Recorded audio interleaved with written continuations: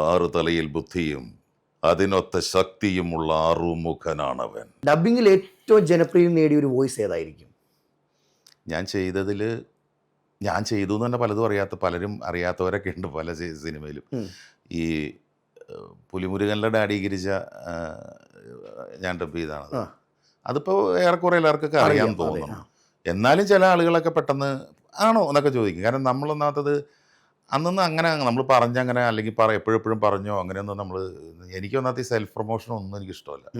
സത്യത്തിൽ ഞാൻ ഭയങ്കരമായിട്ട് അങ്ങനെ ഒതുങ്ങി നിൽക്കുന്ന ഒരാളാണ്.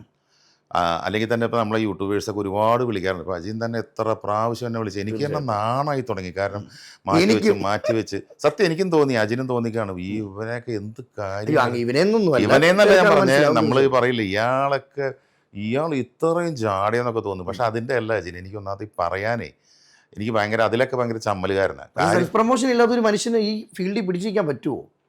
അത് പിടിച്ച് നിന്ന് പോകണം. ഞാനാകെ ഒരു ദൈവത്തിനെ പിടിച്ച് അങ്ങനെ പോകുന്ന ഒരാളല്ല, അല്ലാണ്ട് അത്ര ഒന്നുമില്ല. അപ്പം ഞാൻ പറഞ്ഞു വന്നതെന്ന് വെച്ചാൽ സീരിയൽ അഭിനയവും ഡബ്ബിങ്ങുമാണ് നമ്മളുടെ ഒരു. ഈ ഡാഡിഗിരി ഞങ്ങളുടെ ഓർമ്മയിലിട്ട് ഒന്നുകൂടെ കൊണ്ടുവരാൻ പറ്റുമോ? പ്രേക്ഷകർ കാത്തിരിക്കുന്നു. ഇത് കുറേ സ്ഥലത്ത് ഞാൻ പറഞ്ഞിട്ടുണ്ട്. ആറു തലയിൽ ബുദ്ധിയും അതിനൊത്ത ശക്തിയുമുള്ള ആറുമുഖനാണവൻ. പക്ഷെ മുരുക, നീ കളിക്കുന്നത് ഡാഡിയോടാ. ഡാഡി ഗിരിജ.